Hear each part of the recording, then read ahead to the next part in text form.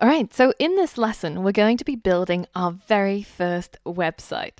Now, because we've only talked about HTML so far, so how to structure websites using HTML elements, and we haven't yet gotten to the part where we've learned about styling using CSS, then we're kind of limited in terms of the kind of websites that we can make.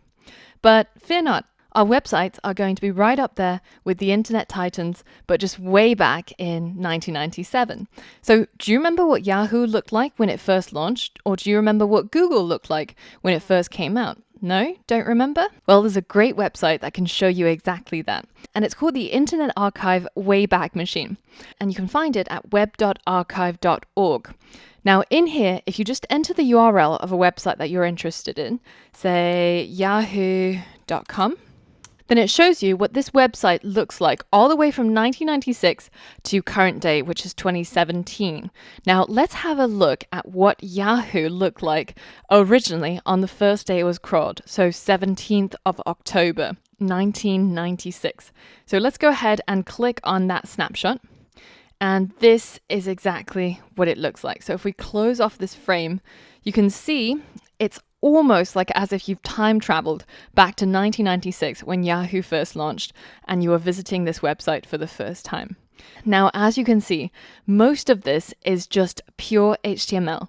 It's a lot of structure and a lot of formatting, but it looks really ugly. But it's okay because it's a great place to get started with. So this is the sort of website that we're going to be building by the end of this module.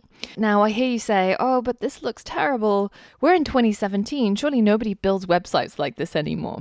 Well, this is an interesting anecdote that you might not know.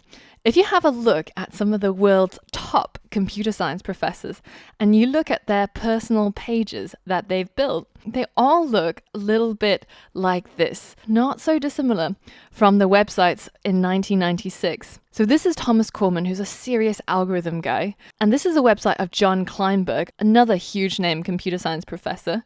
And of course, the king himself, Donald Knuth, has a website that looks like this. So if it's good enough for these computer science titans, then it's probably good enough also for our very first website. So by the end of this module, we're going to build a website that looks much like this. Something that we can put up online to show what we've done, our CV, as well as our hobbies and things that we like to do. So you can use it as a personal site or somewhere to list your CV online. So I hope you're excited because I'm super excited. And once you're ready, let's go ahead and create our very first website.